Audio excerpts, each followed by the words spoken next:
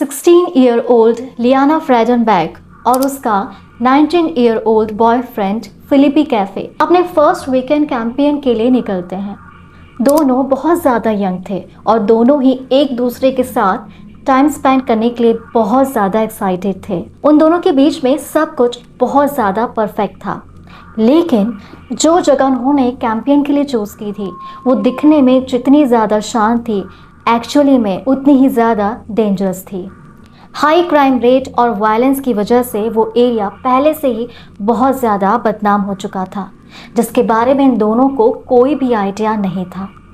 जो एक नॉर्मल सा एडवेंचरस ट्रिप होने वाला था, वो इन दोनों की लाइफ का अभी तक का सबसे भयानक एंड प्योर हॉरर एक्सपीरियंस होने वाला था।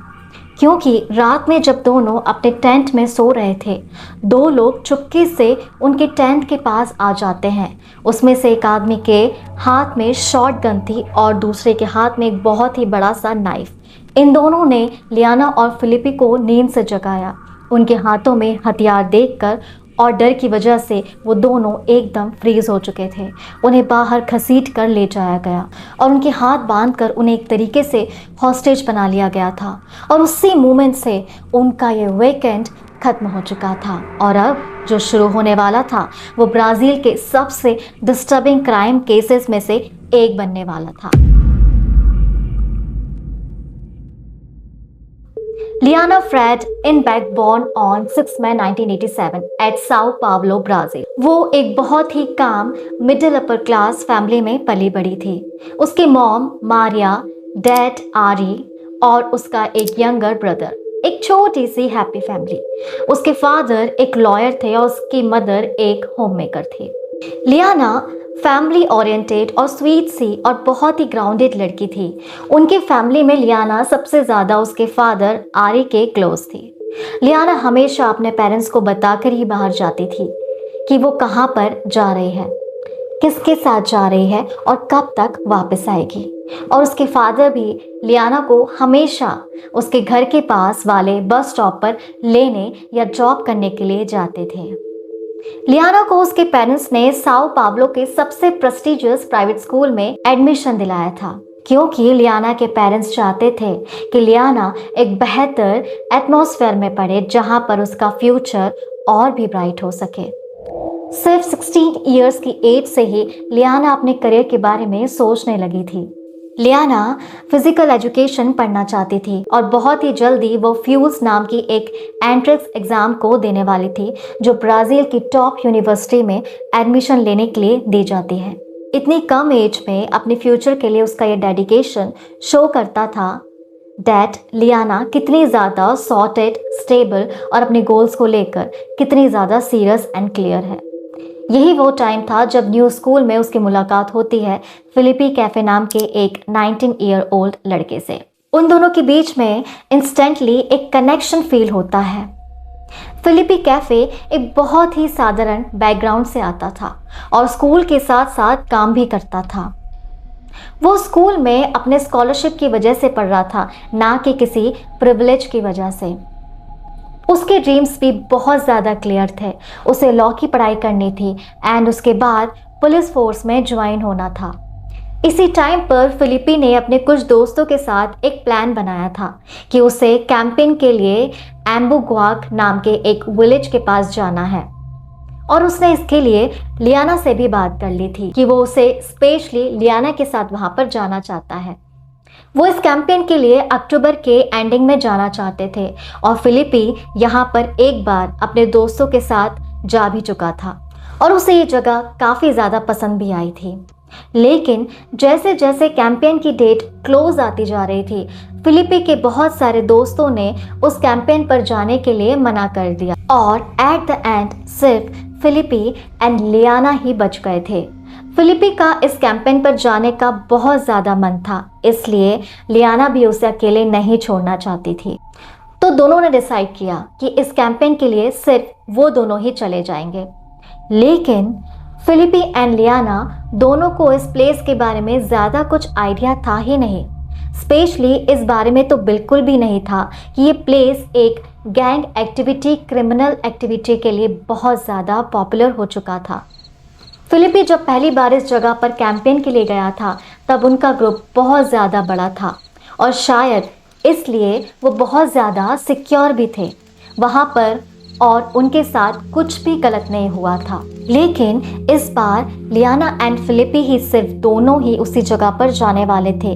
कुछ ही टाइम के बाद लियाना ने अपने फादर आरी को फिलिपी के बारे में बता दिया था और उसने ये भी बता दिया था कि वो दोनों डेट कर रहे हैं, जिसके बारे में आरी को ज्यादा कुछ प्रॉब्लम थी भी नहीं।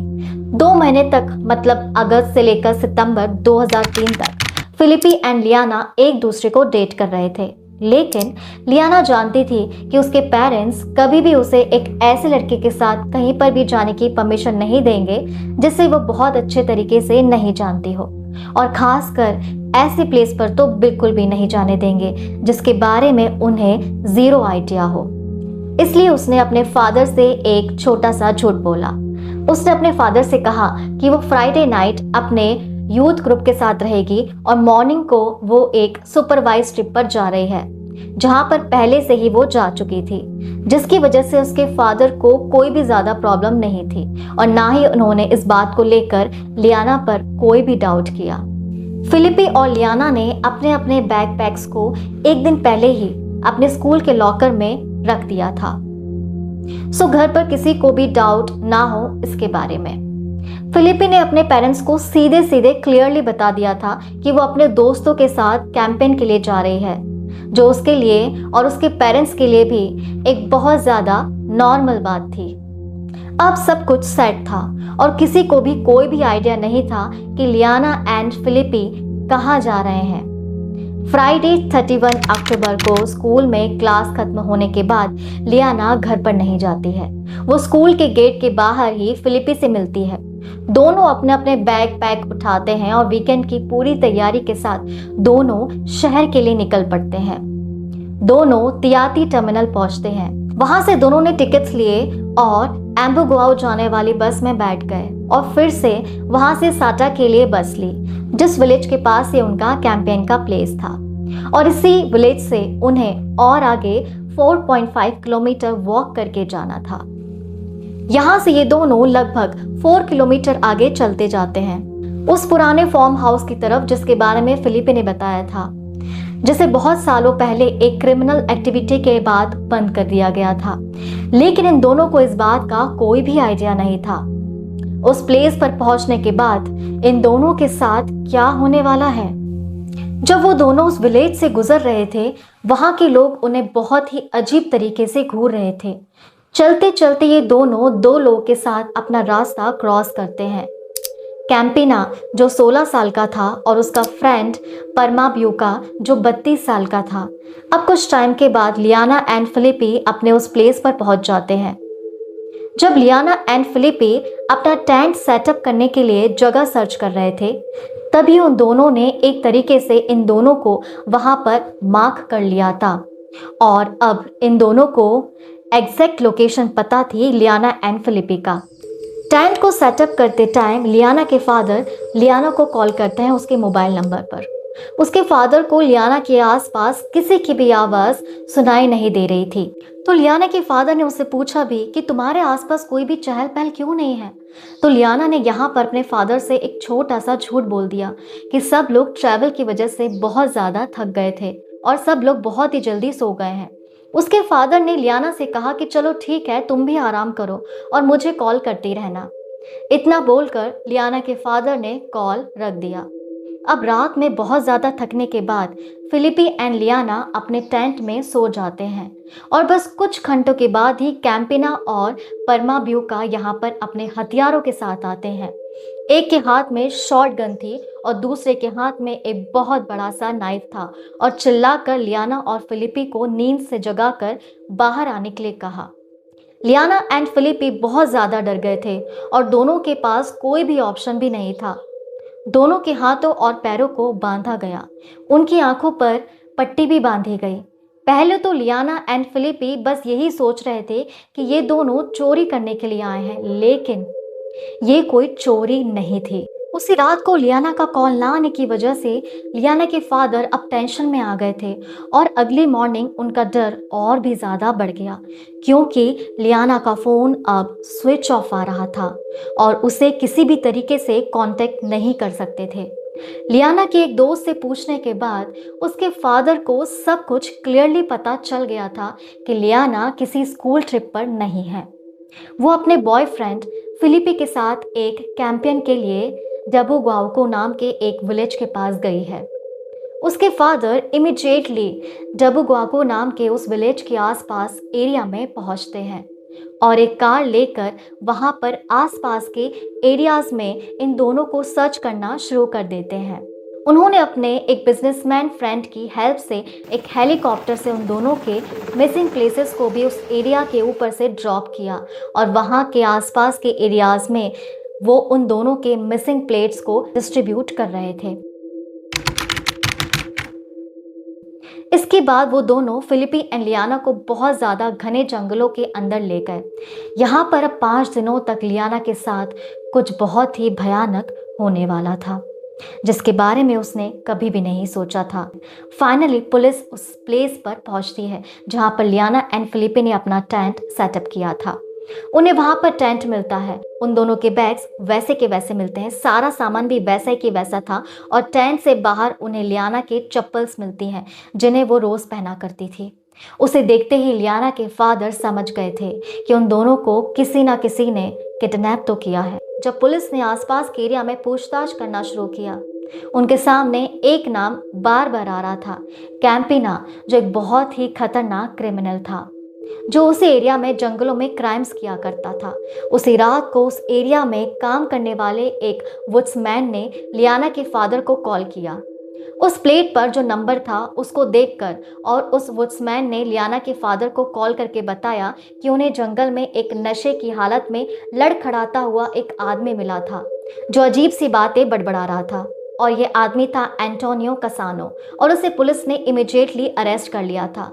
पुलिस के इन्वेस्टिगेशन में एंटोनियो ने पुलिस को सब कुछ बता दिया। उसने पुलिस को बताया कि शुरुआत में वो बस उन दोनों के सामान को चोरी करने के लिए वहां पर गए थे, लेकिन लियाना को देखकर उनके इरादे बदल गए। लियाना ने उसे कहा भी था कि वो एक काफ़ी वेल्थी फैमिली से बिलोंग करती है और वो उन लोगों के लिए कितने भी पैसे की अरेंजमेंट कर सकती है, लेकिन परमा ब्यूका का इरादा कुछ और ही था। वो दोनों लियाना एंड फिलिपी को एक घर में ले गए जो बहुत ज़्यादा घने जंगलों में था। उस घर में जाने के बाद फिलिपी को कुर्सी से बांधकर बहुत ज़्यादा पीटा जाता था और लियाना को एक दूसरे कमरे में ले जाया जाता है जहां पर परमा ब्यूका ने उस पर किया। फिलिपी पास वाले कमरे से सब कुछ सुन रहा था पर वो कुछ भी नहीं कर सकता था। कई घंटों के बाद दोनों को दूसरे घर में ले जाया गया। ये घर था एंथानियो सिल्वा का, जहां पर वो अपने एक फ्रेंड अग्नाल्डो पायरेस के साथ था। अब ये लोग टोटल 5 लोग हो चुके थे। यहाँ पर उन लोगों ने अब मिलकर डिसाइड किया कि वो लोग फिलिपी को जिंदा नहीं रख सकते एंड 2 नवंबर को परमा ब्यूका ने उसे शूट करके फिलिपी को वहीं पर मार दिया, जिसके बाद लियाना पर और 2 दिनों तक लगातार बारी बारी से सब लोगों ने उसे भूखा रखा। उसे पीटा जाता था, बांधा जाता था और उसकी हर उम्मीद को धीरे धीरे खत्म किया जाता है। 4 नवंबर को पुलिस बहुत सारे टीम मेंबर्स के साथ इस आसपास के एरिया में लियाना एंड फिलिपी को सर्च कर रहे थे और जब ये बात इन 5 को पता चली, इनके बीच में एक तरीके से भगदड़ मच गई। कैम्फीना को पता था कि उन दोनों ने फिलिपी एंड लियाना के साथ जो कुछ भी किया है उसकी इकलौती गवाह है लियाना, और अगर लियाना जिंदा रहती है तो लियाना सीधा सीधा उनके अगेंस्ट गवाही दे देगी और वो लोग सबके सब फंस जाएंगे। इसलिए उसने डिसाइड किया कि अब वो लियाना को भी मार देंगे। उसने अपने बाकी फ्रेंड्स को बोला कि वो लियाना को बस स्टॉप तक छोड़ने के लिए जा रहा है, लेकिन उसके दिमाग में तो कुछ और ही चल रहा था। वो लियाना को बहुत ही घने जंगलों में ले गया और लियाना बस आगे आगे चलती जा रही थी। कैम्फाबीना ने अपने नाइफ से लियाना के नेक पर वार किया। लियाना इंजर्ड थी, लेकिन वो फिर भी वहाँ से भागने की कोशिश करती है। उस पर और भी वार किए गए, जिसकी वजह से लियाना ने अपनी जान गंवा दी। एंथानियो कतानो ने जो कुछ भी पुलिस ऑफिसर्स को बताया था, उसके बाद इमिडिएटली पुलिस ऑफिसर्स की एक टीम ने बाकी चारों को भी अरेस्ट कर लिया। इन जुलाई 2006 कतानो को 124 ईयर्स की, पारिस को 47 ईयर्स की, मताज को 6 ईयर्स की एंड परमा ब्यूको को 110 ईयर्स की जेल की सज़ा सुनाई जाती है।